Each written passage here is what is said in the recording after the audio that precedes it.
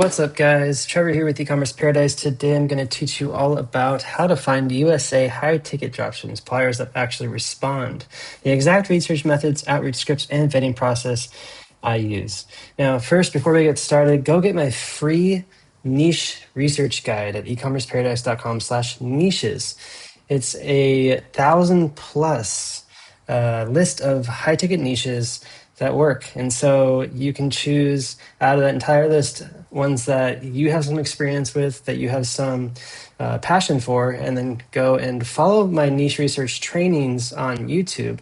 And you can see how to find these competitors and how to find suppliers and stuff. But let's go over this, how to find suppliers right now. All right, number one, why you want to work with domestic US suppliers, not AliExpress shipping directly from China. And the model is completely different. So are the results, okay? When you're shipping from AliExpress or from China, number one, you're always gonna have 4 to 6 week shipping times, sometimes more. Sometimes with really small products, they can ship faster, but usually it's a long ship time. And that's a problem because people wanna get their products quickly. And if they don't get their products quickly, then that can be an issue. Also, there's no brand equity or customer trust built in. You're not working with as an authorized dealer for any of these brands. You're just basically selling generic products. You have all the risk. You have to take on all the risk when a product shows up damaged or doesn't show up at all. And most of the time, you just have to refund the customer directly. Now, you are selling really low ticket products. So if something does go wrong, it's not that big of a deal. It's not that big of a loss. But still, just keep that in mind. Now, on the other side of that, if you do decide to build a direct consumer brand, like a private label brand or something, and actually brand it and ship it in bulk and warehouse it in the US, that's a whole different business model. You can do that though. But this is just talking about how drop shipping from China is not that great of an idea. The next thing is usually you're dealing with thin margins. And sometimes you get really good margins. It really depends. Sometimes, you get lucky and you find like a really good niche that actually works really well and a supplier that offers really low prices. So sometimes the margins are quite good, but oftentimes they're pretty thin. So it's tough. And of course, no authorized dealer agreement means you don't have any return support, you don't have any warranty support, and really shady, shipping policies and stuff like that. So, and basically, you're not a reseller, you're not a partner.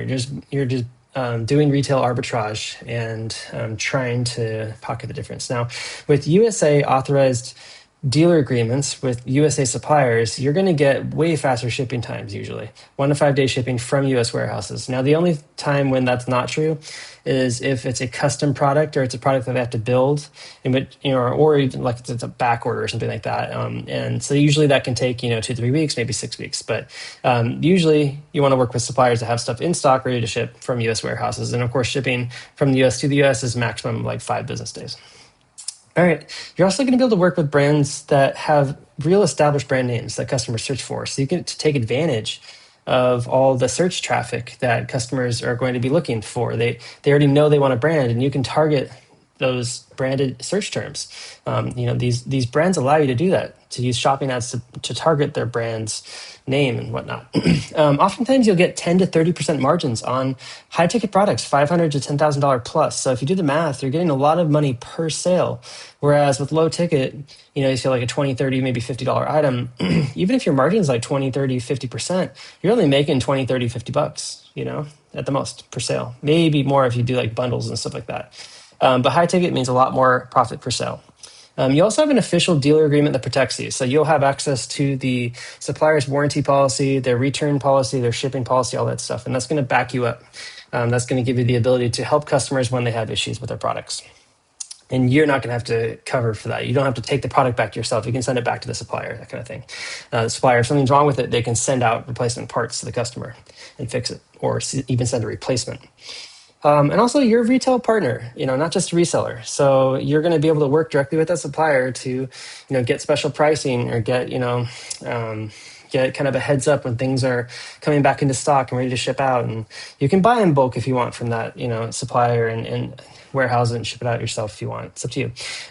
But go check out our list of verified US suppliers and entire training guide on how to find these suppliers, ecommerceparadise.com/suppliers. it's a free resource. Definitely go check that out, guys. And go check out our free book. It's a high-ticket dropshipping ultimate guide, a beginner's guide. Go to ecommerceparadise.com/beginner guide to go get that book right now. And that's a full like A to Z book, almost 1,000 pages long. So it's like a textbook, but a digital format for high-ticket dropshipping. All right, so here's the 5 ways to find US high-ticket suppliers. Use all 5. The more suppliers you find, the more your store grows, generally speaking. Number 1, competitor store research is the best way, and especially in the beginning, is the way that you'll have to do it. But find existing dropshipping stores in your niche. Browse product pages for brand names and map pricing language, so you know that they're really good established brands, and the brands basically on their website are the suppliers. So it's first find niche stores. And then you got to look at those niche stores and see if they're drop shipping. If they have a retail storefront, then they're not drop shipping, right? So make sure whatever address that's on their site is like a virtual office or it's their home or something like that. Okay. Then once you see that, make sure they're selling multiple brands. So try to find a brands list of some sort. And if they're selling multiple brands, then every single one of those brands is a drop shipping supplier. And if their store is on Shopify, then you'll be able to extract a lot of cool information from them and basically utilize their store for building your own. The next thing is using Google search operators like whatever your niche is, niche brands, authorized dealer application, become a retailer, wholesale, USA, that kind of stuff. A lot of suppliers will have special pages set up on their website specifically for people that want to become resellers or retailers or dealers, so use that. You'll often find a lot of suppliers like that. Number 3, go to trade shows and industry expos. They're a really good place to find hard to get suppliers. Sometimes you won't be able to get some suppliers, and the only way you're going to be able to get them is through a trade show or an industry expo. So go check that out. Go to trade shows, industry expos. There's a lot of them in Las Vegas. In China, there's some huge trade shows. So a lot of, the suppliers are going to have their like warehouses, their actual manufacturing facilities in China in like Shenzhen or something like that, or Guangzhou. So if you go over there, especially in April, they have the Canton Fair. It's a great time to go. You can go actually meet the people behind the brand. And you oftentimes be able to talk to them in person and you'll get the account as opposed to someone who doesn't do that. All right, number 4 is industry associations. This is basically trade associations that have member directories that list all the manufacturers. And it's just a great resource because it's going to be able to give you the ability to reach out to more, brands you didn't even know existed. And of course, number 5 is our supplier directory, the Ecommerce Paradise supplier directory. I have a ton of pre-vetted suppliers. Definitely, you can access that, ecommerceparadise.com/suppliers, and also get our free mini course. If you're just getting started out and you want to watch some videos and understand this business model and what it takes to succeed, go check out ecommerceparadise.com/mini course.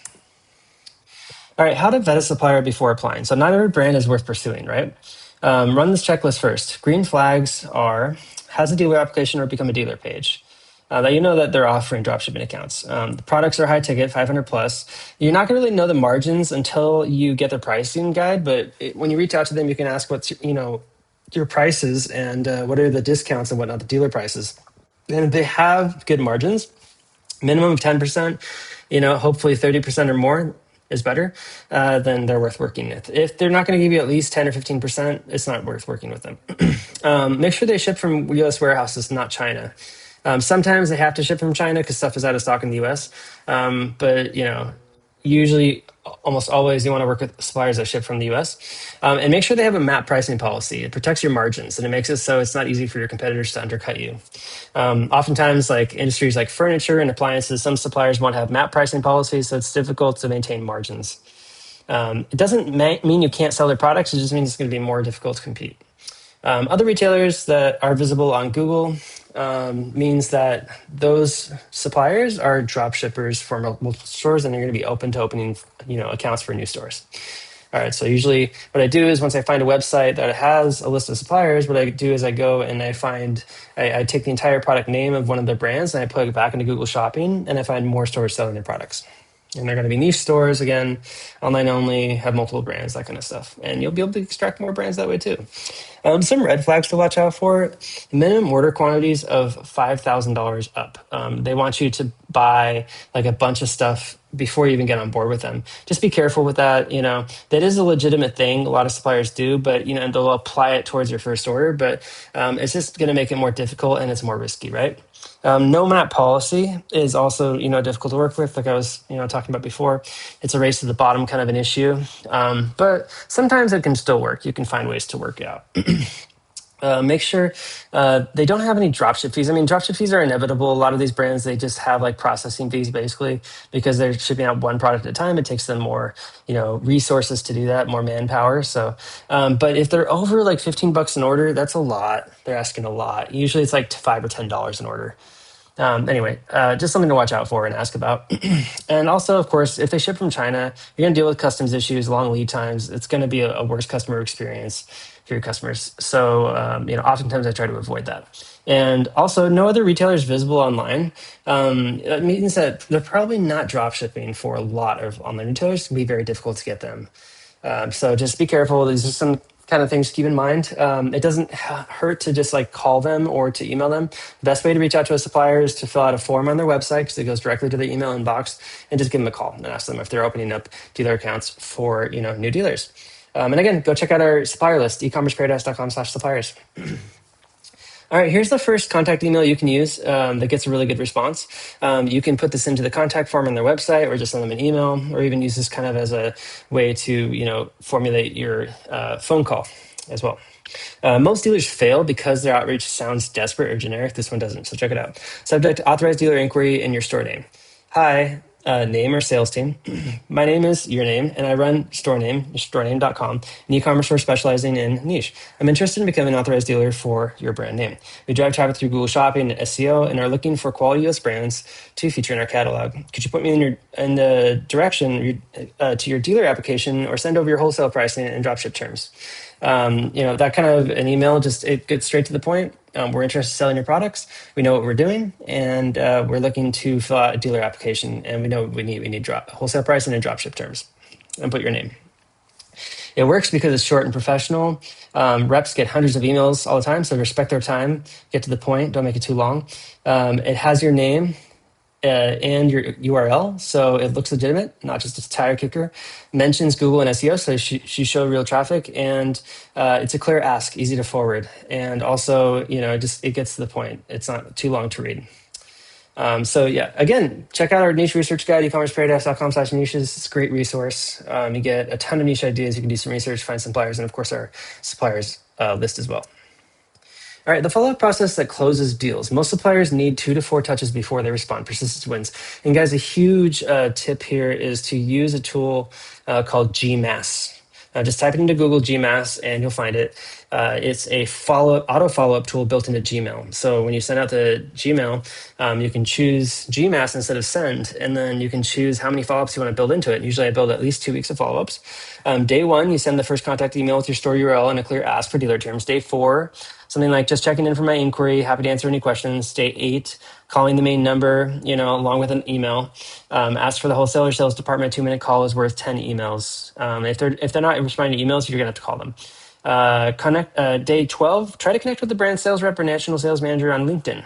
Short message and store link will really help. Day 18, send another email. Final follow-up, I built a store ready to feature your products, would love to start this month. And pro tip, a phone call on day 8 converts at 3 times the rate of a second email. So have emails set up to go out consistently, because they'll often respond to like the 3rd or 4th follow-up because they have so much going on, and they feel kind of bad if they don't. And follow up with your phone call, reach them out through your socials, and just don't give up. And remember to get that free beginner's guide. It's going to help you with starting, scaling, and eventually exiting your high-ticket dropshipping business. ecommerceparadise.com/beginner guide. All right, now let's get into handling the dealer application. What suppliers ask for and how to answer confidently, even as a new store. What they ask for, they ask for your business name and address. So you're gonna have to have that ready. Make sure you filed an LLC. If you don't have an LLC yet, you can form yours at ecommerceparadise.com/busy, B-I-Z-E-E. It's a really easy process. It's very inexpensive, maybe $100, $200 at the most, and you'll have an LLC. Now, I do recommend forming your LLC in a state that offers seller's permits easily and does not have an income tax. Right now, I recommend South Dakota because it's a state that also provides seller's permits. And even if you're a digital nomad and you don't have a U.S. residence that you stay at, you travel around the world a lot, you can actually establish residence in South Dakota super easy. They have a really easy process for that and very inexpensive. So South Dakota is the place to start. In the past, a lot of people do Wyoming, and Wyoming works fine too, but it's very difficult to get a seller's permit in Wyoming now. They don't just hand them out anymore. They only give them to businesses with physical addresses. So just keep that in mind. And always keep in mind the state that you're in is always the best to form an LLC, unless you think that you might move out and become a digital nomad someday. In which case, choose a state with no income tax to form your LLC, because then you can just go and change your residence and start traveling the world and become an expat like I do in Bali, Indonesia. I formed my Wyoming LLC a long time ago when they were still offering seller's permits, and then I changed my residence to South Dakota, and so I don't have any state income tax to deal with, and I live in Bali, Indonesia, with a much lower cost of living, and I can run my U.S. business from abroad, which is great.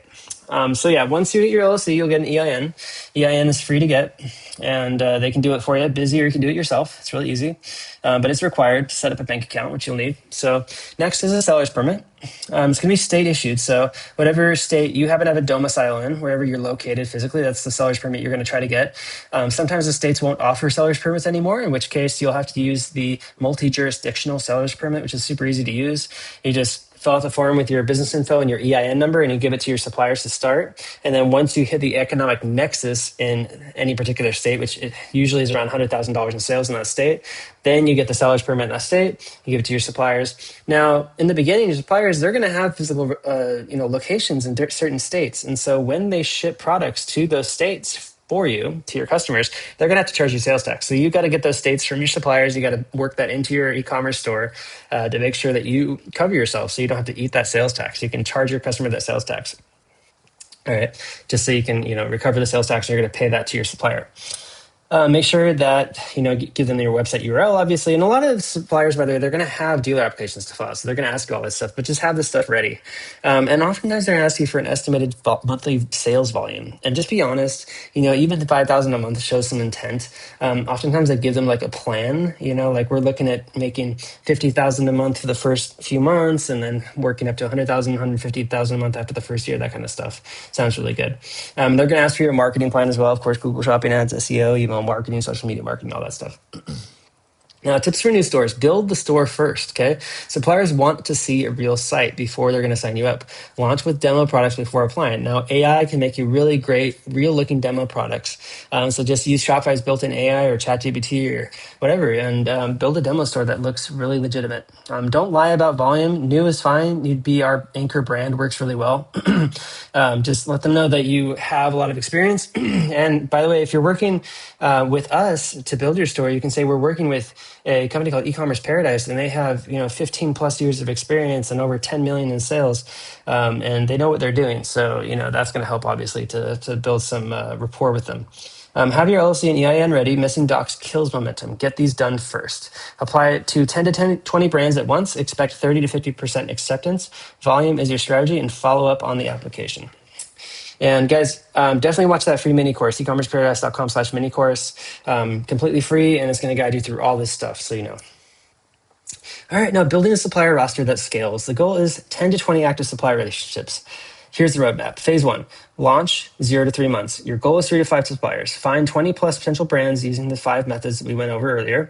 Apply to all 20 simultaneously. Expect 3 to 8 approvals, 15 to 40% rate, and then upload their full catalog to your store.